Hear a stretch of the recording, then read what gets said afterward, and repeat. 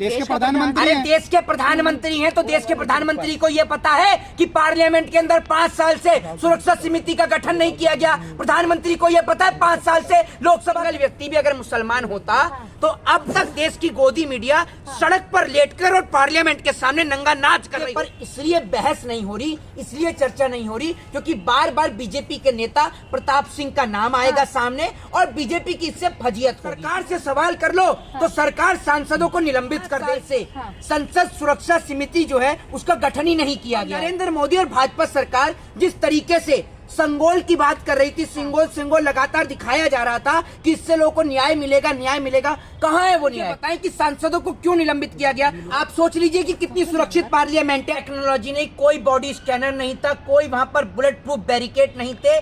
संसद के नाम पर लाख। मोदी जी इंजीनियर हैं क्या? मैं चाहता हूँ ओम बिरला जी से कि आप एक काम करिए, विपक्ष के तमाम सांसदों को परमानेंट तौर पर निलंबित। कार्यकाल में ही अक्षरधाम मंदिर पे हमला, पुलवामा जैसी घटना, संसद पे हमला, ठीक है, कांधार हाईजैक, ठीक है, और इसके अलावा तमाम जो हमले वो भारतीय जनता पार्टी की सरकार में ही हुए।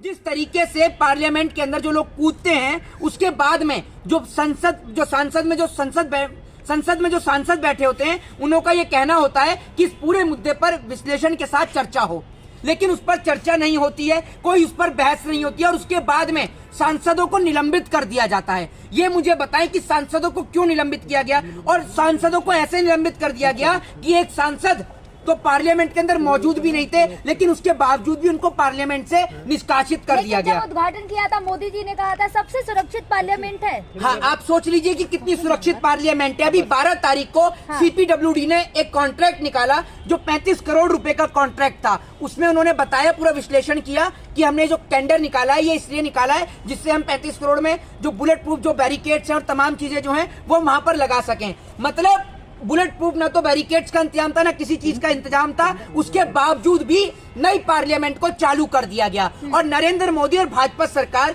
जिस तरीके से संगोल की बात कर रही थी, सिंगोल लगातार दिखाया जा रहा था कि इससे लोगों को न्याय मिलेगा, कहाँ है वो न्याय? बताइए ना आप मुझे, कहाँ है वो पार्लियामेंट में न्याय कि पार्लियामेंट में अगर सांसद जो है वो सरकार से सवाल कर ले, गृह मंत्री अमित शाह को तत्काल आकर बोलना चाहिए। सुरक्षा में इतनी बड़ी चूक हुई कैसे? सुरक्षा में चूक का सबसे बड़ा कारण ये है कि जब आप पार्लियामेंट के अंदर देखेंगे तो पार्लियामेंट के अंदर कम से कम 800 से ज्यादा वहाँ पर अधिकारी जो हैं वो मौजूद होते हैं। जब आप पार्लियामेंट के अंदर जाते हैं, जो पुरानी वाली पार्लियामेंट थी, जब मैं वहाँ पर गया था, कई जगह आपकी चेकिंग होती है मेटल डिटेक्टर से और तमाम जगह से आपकी अच्छी तरीके से चेकिंग होती है। लेकिन जिस दिन पार्लियामेंट के अंदर इतनी बड़ी घटना घटित हुई उस दिन मुश्किल से वहाँ पर 180 के आसपास कर्मचारी मौजूद थे। साजिश है जी? क्या लग रहा है, किसी की साजिश है? देखिए, साजिश है या नहीं है वो पहली बात तो ये विषय नहीं है। विषय ये है कि इतनी बड़ी चूक हो गई। दूसरी बात ये कि आपको नहीं पता होगा कि 5 साल से संसद सुरक्षा समिति जो है उसका गठन ही नहीं किया गया है। अब आप सोचिए कि संसद की सुरक्षा समिति का गठन नहीं किया गया है और नई पार्लियामेंट को बने कोई ज्यादा समय तो हुआ नहीं है, नहीं हुआ ना कोई ज्यादा समय। उसके बाद भी अभी आप सोचिए कि इसके रिनोवेशन का कॉन्ट्रैक्ट निकल गया। रिनोवेशन का मतलब जनता के पैसे का इतने बड़े लेवल पर दुरुपयोग। और सरकार से सवाल कर लो तो सरकार सांसदों को निलंबित कर दे। मैं पूछना चाहता हूं कि आखिर जो नेताओं को हम चुन के सांसद में भेजते हैं वो अगर हमारे सवाल ना उठाएं तो कौन उठाएगा? हम कहाँ सवाल करें? सबसे बड़ा सवाल ये भी है कि पार्लियामेंट में एक सुई भी नहीं जा सकती, तो एक कलर कहाँ से गया? देखिए, वही तो मैं आपको बता रहा हूँ, सुरक्षा में चूक हुई और उसको लेकर जिस तरीके से आप में एक उत्तेजना थी, ठीक उसी तरीके से उत्तेजना तमाम सांसदों के मन में भी थी कि इस पे चर्चा की जाए और चर्चा में गृह मंत्री आकर जवाब दें। और राजनाथ सिंह ने तो ऐसा जवाब दे दिया भैया, वो तो कह रहे हैं कि मतलब उनका कहने का मतलब इंडिविजुअल तौर पर ये रहा है कि भैया विजिटर भी जो हैं अब वो ना भेजे जाएं। मतलब कि पार्लियामेंट को दिखाने के। दूसरी बात जो हमारी पुरानी पार्लियामेंट थी, वो पुरानी पार्लियामेंट की जो दीवार थी वो काफी ऊपर थी कि अगर कोई आदमी कूदेगा नीचे तो उसको चोट आ सकती है। नई पार्लियामेंट जो बनी है आपने देखा किस तरीके से छोटी सी दीवार है कि कोई भी आराम से नीचे कूदकर आ सकता है। दूसरी बात सुनिए, जब इतना बड़ा मुद्दा हो गया उसके बाद जब नेता कहते हैं कि इस पर जो है वो बहस होनी चाहिए तो भाजपा का बयान आता है और वो कहते हैं कि भैया इस मुद्दे पर गंभीर मुद्दे पर राजनीति नहीं होनी चाहिए। गंभीर मुद्दे पर राजनीति नहीं होनी चाहिए। अगर गंभीर मुद्दे पर राजनीति नहीं होगी तो क्या कोई कॉमेडी का जोक पढ़वाया जाए, उस पे ऊपर राजनीति करी जाए? बताइए ना आप मुझे। लेकिन जो लेटर लिख के दिया था अंदर जाने के लिए वो बीजेपी के मंत्री का था। मैं आपको बताता रहा हूँ, मुझे तो ऐसा लग रहा है कि पार्लियामेंट के अंदर इस मुद्दे पर इसलिए बहस नहीं हो रही, इसलिए चर्चा नहीं हो रही क्योंकि बार बार बीजेपी के नेता प्रताप सिंह का नाम आएगा सामने और बीजेपी की इससे फजीयत होगी। भारतीय जनता पार्टी के कार्यकाल में ही अक्षरधाम मंदिर पे हमला, पुलवामा जैसी घटना, संसद पे हमला, ठीक है, कांधार हाईजैक, ठीक है, और इसके अलावा तमाम जो हमले वो भारतीय जनता पार्टी की सरकार में ही हुए और अब एक दिन और इसमें ऐड हो गया है। आपको याद होगा जब संसद पे हमला हुआ था वो भी दिसंबर का ही टाइम था, वही और वही 13 दिसंबर और उस दिन भी 13 दिसंबर थी, ठीक है जी, भाजपा की ही सरकार थी।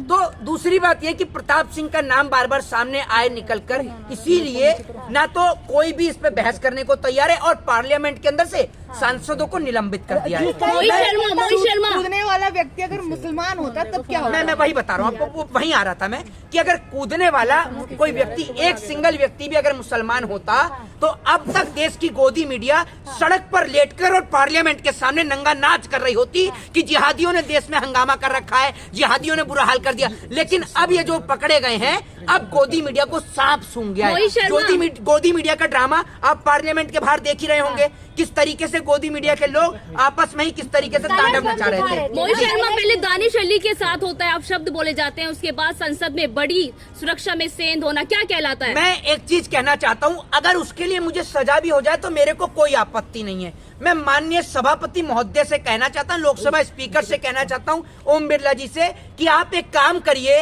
विपक्ष के तमाम सांसदों को परमानेंट तौर पर निलंबित कर दीजिए, वो अपने घर ही बैठ जाते हैं। क्योंकि जिस पार्लियामेंट के अंदर, जिसको मंदिर कहा जाता है देश का, उस मंदिर के अंदर अगर जनता के मुद्दों पर चर्चा ही ना हो और जो लोग कूद के आ जाएं तो बीजेपी के सांसद का उसमें नाम ना आए और एक सांसद कांग्रेस का जो पार्लियामेंट में मौजूद ही नहीं था उसके बावजूद भी उसकी सदस्यता जो है वो, उसको जो सदस्यता कह रहा हूं, उसको निलंबित कर दिया जाता है। तो एक बात मुझे बताइए ना, पार्लियामेंट के ऊपर ताला लगा दीजिए, एक बड़े वाला ताला, जिससे जनता के सवालों को उठाया ही ना जा सके। लेकिन जो लोग पकड़े गए उसमें नीलम शर्मा भी है, वो कई आंदोलनों में रही, कहीं मीडिया में कहा जा रहा है आंदोलन जी भी है, किसान आंदोलन, महिला प्रोटेस्ट में भी है। देखिए, सबसे पहली बात तो ये है कि ये सब चीजों का होने का कारण भी ये है कि देश के प्रधानमंत्री का जनता से बात ना करना, 24 घंटे अपनी मन की बात को उठाकर लेकर आ जाना और जनता की एक भी बात को ना सुनना। आज जनता के पास क्या प्लेटफॉर्म है, क्या माध्यम है और क्या संसाधन है कि वो प्रधानमंत्री तक अपनी बात पहुंचा सके। अब आप कहेंगे कि लेटर लिखिए, एप्लीकेशन लिखिए, प्रधानमंत्री के पास डेली कई 100 एप्लीकेशन और लेटर पहुंचते हैं। देश की जनता अस्पताल में मरती है, देश की जनता भूख से मरती है, बेरोजगारी से मरती है, लेकिन प्रधानमंत्री डरते हैं, घबराते हैं, कतराते हैं जनता से रूबरू होने के लिए। क्योंकि और मैं इस देश के प्रधानमंत्री को खुली चुनौती देता हूं कि अगर आपके अंदर दम है, और जितने भी इस देश में प्रधानमंत्री के फेस हैं, तो मैं उन सबको भी खुली चुनौती देता हूं कि हमारे पास एक ऐसा सक्षम व्यक्ति है जो किसान जुड़े हुए सीए भी रहे हैं, वो आए और आकर उनसे इंडिया गेट पर बहस करें। उन्हें पता चल जाएगा कि आपके पास क्या काबिलियत है। अगर आप प्रधानमंत्री बनना चाहते हैं तो इंडिया गेट पे आइए और आकर जनता के सवालों का जवाब दीजिए। एक और वीडियो वायरल हो रही जिसमें जो मंत्री है वो उसको पीटते हुए नजर आ रहे हैं, उसके बाद पुलिस को दिया गया, कहाँ तक सही है ये?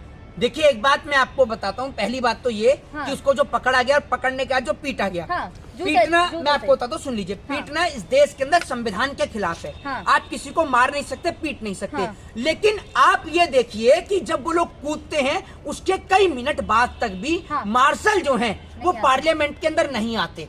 ऐसे में जो सांसद हैं वो अपने सेल्फ डिफेंस के लिए कि भाई इनके पास कोई हथियार तो नहीं है, कुछ है तो नहीं, वो अपने सेल्फ डिफेंस के लिए रोकथाम करते हैं। ठीक है, तो आप इसको मारने का, अगर मार्शल पहले ही आ जाते तो मार्शल पकड़ लेते तो सांसदों को पीटने की आवश्यकता ही नहीं होती। अच्छा, जिस पार्लियामेंट को हाई टेक्नोलॉजी से लैस बता रहे थे लोग, उसमें बॉडी स्कैनर भी नहीं था, उस पर क्या? कोई हाई टेक्नोलॉजी नहीं, कोई बॉडी स्कैनर नहीं था, कोई वहाँ पर बुलेट प्रूफ बैरिकेड नहीं थे। संसद के नाम पर लाखों करोड़ों रुपए का मोदी जी ने तो खुद निरीक्षण किया था, मोदी जी ने खुद निरीक्षण किया था नए पार्लियामेंट का। मोदी जी इंजीनियर हैं, मोदी जी इंजीनियर है क्या? है, मोदी को पता है ना?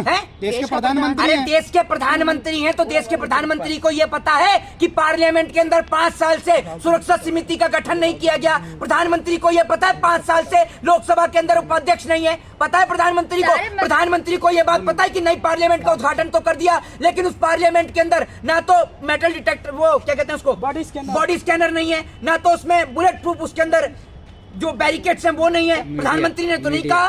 बताइए ना, ये नई पार्लियामेंट के नाम पर किसने आखिर लाखों करोड़ों रुपए का घोटाला लेकिन किसने सारी किया नेताओं की और जान- किसको फायदा पहुंचाने के लिए ये नई पार्लियामेंट बनाई गई, मैं पूछना चाहता हूँ। सुन पार्लियामेंट लीजिए में राहुल गांधी थे और भी कई बड़े नेता थे, सबकी जान को खतरा था जी, सबकी जान को खतरा था जितने नेता थे, राहुल देखिए- गांधी से लेकर और भी कई देखिए बड़े तमाम नेताओं को खतरा था, वो बात तो मैं आपसे कहना चाहता हूँ, लेकिन गृह मंत्री को तो तत्काल आकर इस पे भाषण देना चाहिए था, बोलना चाहिए था कि भैया मेरे लिए देश सर्वोपरि है और हमारी जो है वो मतभेद हो सकता है लेकिन हमें मनभेद नहीं है, ये आकर उनको बोलना नेता। चाहिए उसके था। बाद एक और वीडियो वायरल हो रही जिसमें सारे मीडिया कर्मी दिखाए गए जो कलर बम है उसके साथ। वो देखे थे ना वीडियो, कितनी तेजी से संसद के सामने की वो वीडियो है। मीडिया के कर्मचारी कुछ ऐसे कर रहे थे, मीडिया के नहीं, सरकारी कर्मचारी, भाजपा के सरकारी कर्मचारी कुछ इस प्रकार का नृत्य पेश कर रहे थे कि जिसको पूरा देश देख रहा था। ये लोग हंसी के पात्र बन गए हैं, अपना उपहास उड़ा रहे हैं और कुछ नहीं कर रहे। एक वक्त ऐसा आ चुका है अब इस देश में कि लोगों का पत्रकारिता के ऊपर से पूर्णतः भरोसा उठ चुका है। जिस तरह से सरकार इस मुद्दे से भाग रही है, उस पर चर्चा नहीं करी, आपको क्या लगता है कि एक सोची समझी साजिश हो सकती है क्या सरकार किसी दूसरे मुद्दे को दबाने के लिए? सरकार सिर्फ ये चाहती है कि भाजपा सांसद प्रताप सिंह का नाम इन तमाम मुद्दों में ना आए, इसलिए भाजपा इस पे बहस नहीं करना चाहती।